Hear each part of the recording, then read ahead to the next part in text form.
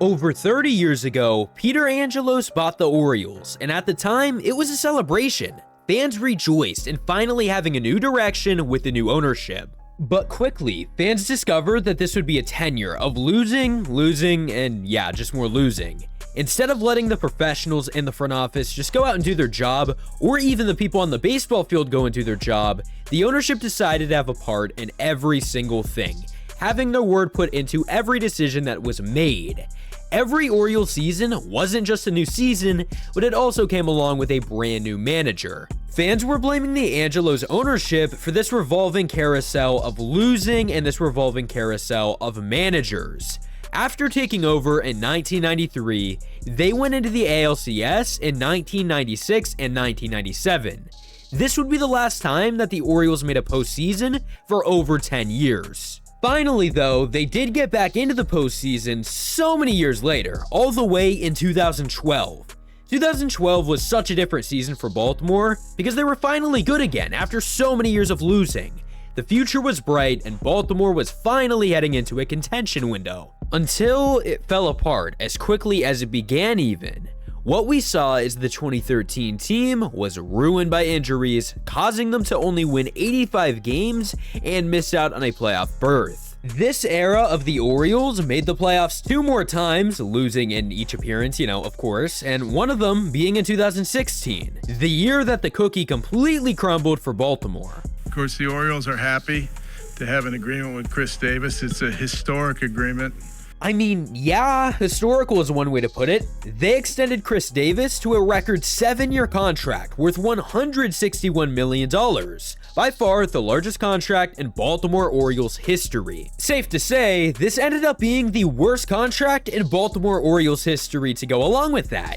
He completely forgot how to hit a baseball. I mean, that guy was bad. Then you go ahead and look, he really began this landscape of a rebuild for them after spending that type of money. By the way, they haven't given out a contract anywhere close to being that big since this happened. Fast forwarding to 2018, the Orioles had a record season, but not a good kind of record. I'm talking about losing 115 games kind of a record. They made a lot of franchise-altering trades that year, like giving away Manny Machado for 5 MLB prospects, or even trading Kevin Gausman for several prospects. After this brutal season, longtime owner Peter Angelos was undergoing health complications, but one of his last moves with team control was hiring GM Mike Elias to the most expensive contract for a first-year GM ever. One of the top baseball minds in baseball, he was able to assist the Astros in drafting players like Carlos Correa, Jeremy Pena, and more. But Mike Elias was going to have a new type of a task. Being fully in charge, it was his job to go and draft an MLB roster for Baltimore. But he did luckily inherit some very good players already in the farm system, such as Grayson Rodriguez, Kyle Bradish, even Felix Bautista, each being future star pitchers for Baltimore. But as far as his own draft picks go, they were very, very good in his very first season, selecting Adley Rutschman with the #1 overall pick and Gunnar Henderson in the 2nd round. Fast forwarding to 2022, this team is absolutely unbelievable, and you could go ahead and thank Mike Elias, one of the youngest teams in the sport, with team control on almost every single player for several years. Adley Rutschman has the hitting and defensive tools as a catcher. Not every catcher has it. It's usually, okay, I can hit well, but my defense sucks, or vice versa. He finished as the runner-up for AL Rookie of the Year. He's a double machine as well, breaking the team's record for the most doubles in a season hit by a rookie. In that same year, third baseman / shortstop Gunnar Henderson made his MLB debut.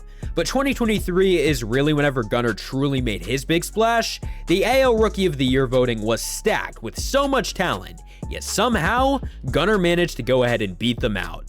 He had an .814 OPS, 28 homers, and a .255 batting average. As great as everything went on the baseball field, including a 101-win team, they struggled with one thing very bad: poor ownership.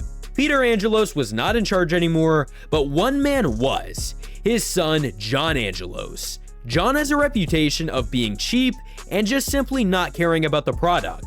He said things like, the only way we could keep this young core would be by raising prices massively. Okay, well, here's the thing. This core has mainly existed for 1 year, maybe 2 years at most. He claims that this team would sink financially if you spent money. Well, here's the deal for that. You don't have to go out and be the Dodgers. I mean, you're in Baltimore, but what you should do is retain talent. Keep the fans happy, keep a good product on the field. The Angelos family is worth billions of dollars, and he's saying stuff like that. Ticket sales and concessions provide 40% of your team revenue.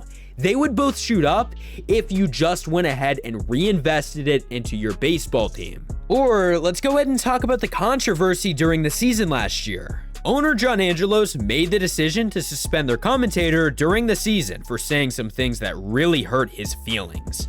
Warning, these are awful things that were said, and you might want to sit down for this. Here, you listen to it and you tell me what he said wrong. This has been maybe the toughest ballpark to play in, but the Orioles have a chance to do something special today. They've already clinched at least a split in the series, winning 2 of the first 3, and they could pick up a series win.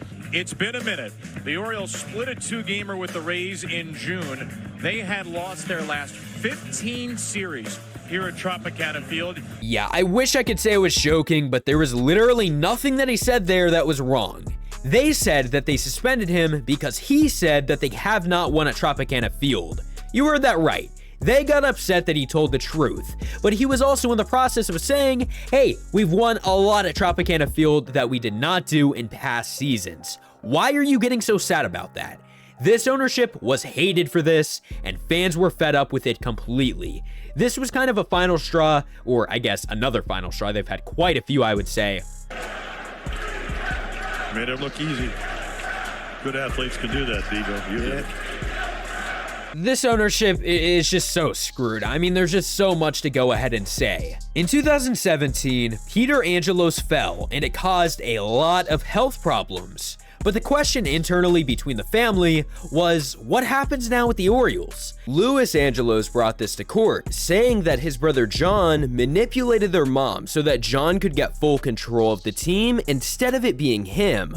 So, pretty much this entire thing is all over team control. And Luis also claims in another lawsuit where Luis accused his mother and he accused of his brother John of both doing a lot of things, such as buying ownership stake in the Orioles at a very discounted price, and they left him out of this completely. They did not talk to Luis about this one time, so he called this them trying to go ahead and push him out of owning the Orioles. He did not like that, so it all turned into a big lawsuit. So fans have just been waiting, quite frankly, for something to happen. The ownership hasn't tried at all when it comes to spending money or just taking care of the team.